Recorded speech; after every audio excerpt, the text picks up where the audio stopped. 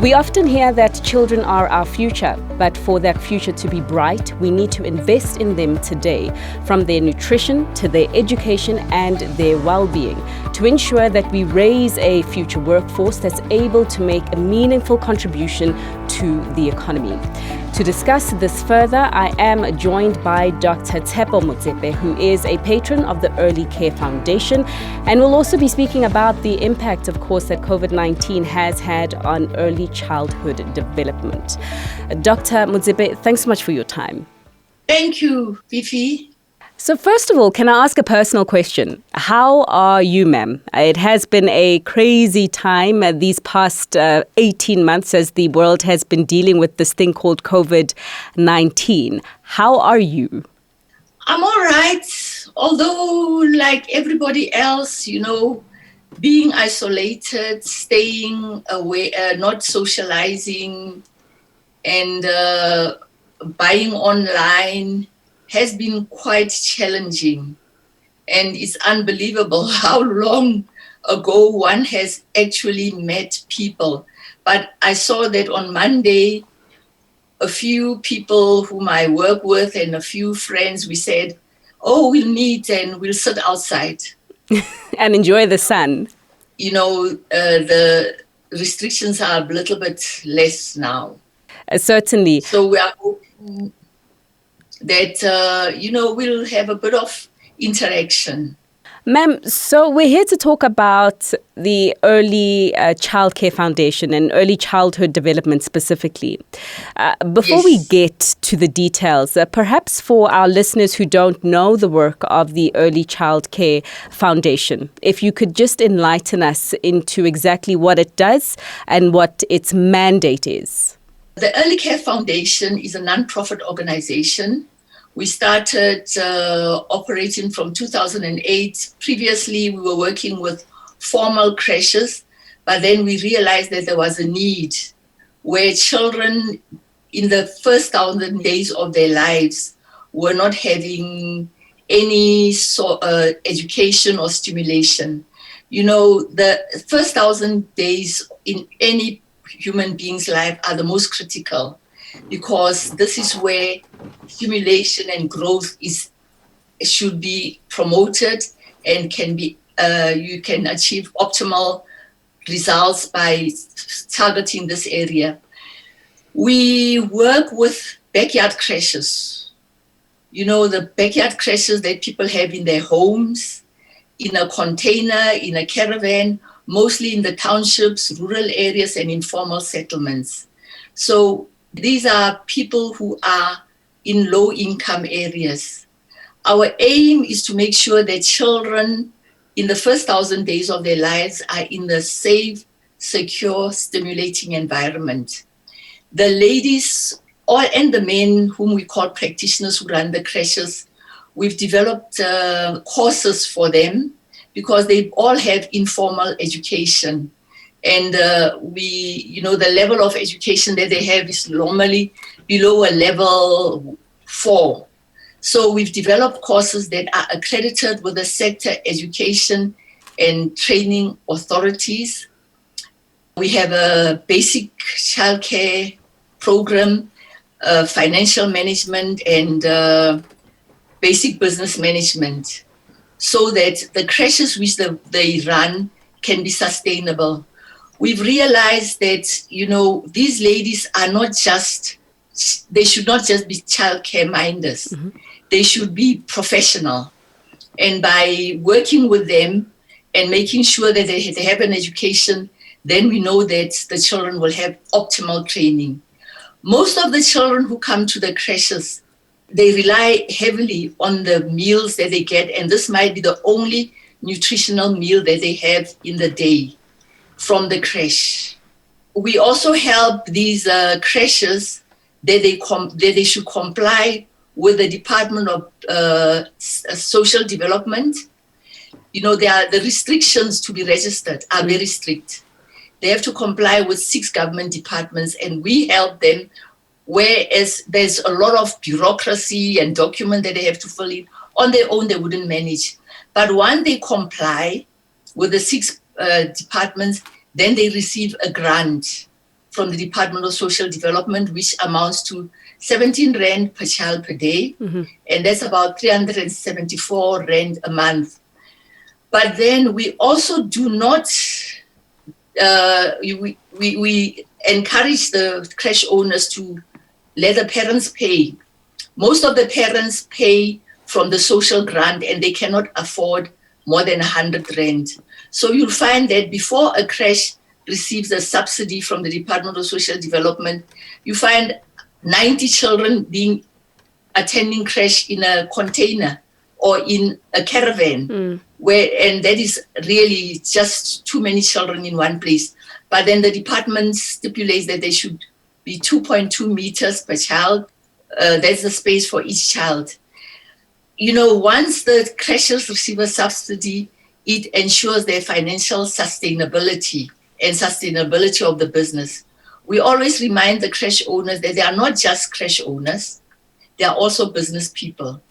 Now, the lessons that we teach, the textbooks are in animation. There are pictures, which makes it easy for the creche owners to understand the message.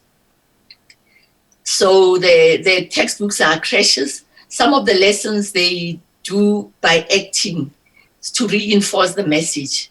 We have trainers who go from one creche to another. Normally, we have about 20 creches which are within easy access from each other. And the trainer goes from one creche to the other, spends 1 day per week in a creche, making sure that the resources, the programs, and mentors, they mentor the creche owners. And then once a week, they meet in a hall. Normally, the churches or the schools allow us, or a community hall, where they receive their lessons. In this way, they receive their certificates. As I said, they are accredited, and the certificates are nationally recognized all over the country. So it's quite a lot of work that the foundation does. But how has the pandemic impacted that work with the lockdowns and kids being in and out of school? It sounds like it may not have been easy. Like all non-governmental organizations and business, the creches were really badly impacted.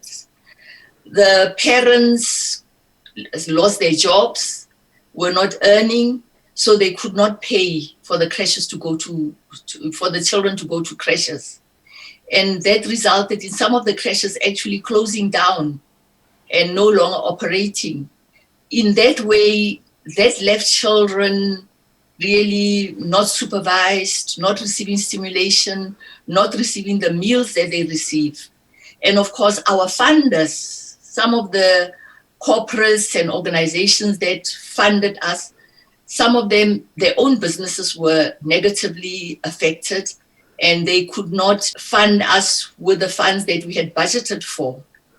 In a way, we tried as much as possible, adopting, instead of the lessons being one-on-one, we adopted online training.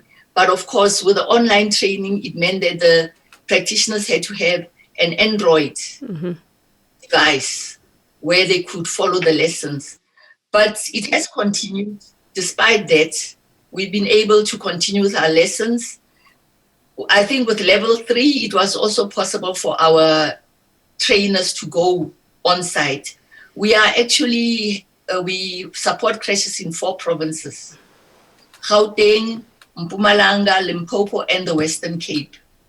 And we've also recently received offers through a company in the KZN. They identified us and said they'd like us to give our lessons to the creche owners of their employees.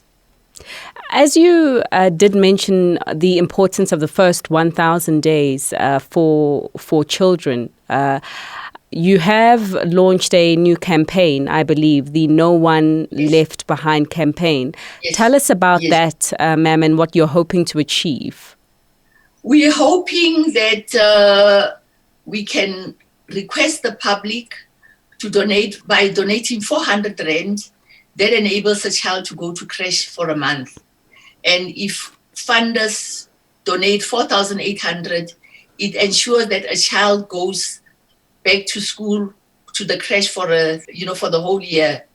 Nelson Mandela said, education is the most important way of promoting communities. Education is very, very important, especially in the first 1,000 days. If the children receive the stimulation, the adequate nutrition, then they are able to reach their full potential. At the same time, if the creches can operate, we will be at least promoting employment, because the creche owners are also employers, and it will have a good impact on the income of families if they can open their creches and operate properly. And so that's how individuals can get involved with the donation of 400 Rand. What about the private sector? Ma'am, what are you hoping? Of course, as I said, corporates. We rely on corporates, we rely on private individuals. And sometimes in the past, we've had where, some people together will put the money together and donate as a group, even if it's the 4,800. A group of people together would donate that 4,800 or the 400 Rand, depending on what they are able to donate. Mm-hmm. I think I've heard the saying that goes that enough is never enough, right? There's always room to do more.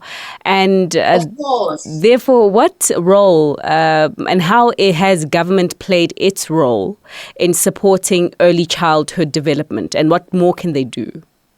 Of course, you know that the law says that all children before they grow to a grade R should at least have had 2 years of training. And as I said, the Department of Social Development gives a subsidy to the creches once they comply with all the requirements to 6 government departments. So that is where government, the need exceeds the supply. That is why there are always non-governmental organizations, because on its own, government cannot meet the need.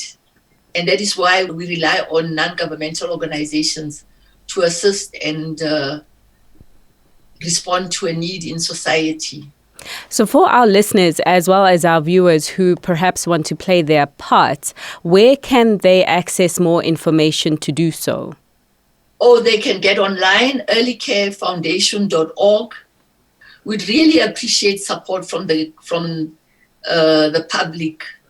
Right now, we are all looking forward to beating this virus, and we're looking forward to what a post-COVID-19 world will look like. What do you see the post-COVID-19 world for early childcare development looking like? We are hoping that the children will all be able to go back to the creches. Once we have a post-COVID, the economy will have improved. And of course, in that way, more people hopefully will be back at work.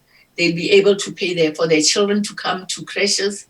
And of course, we still rely on the Department of Social Development to give the subsidies. We will play our part and as much as possible assist practitioners all over the country.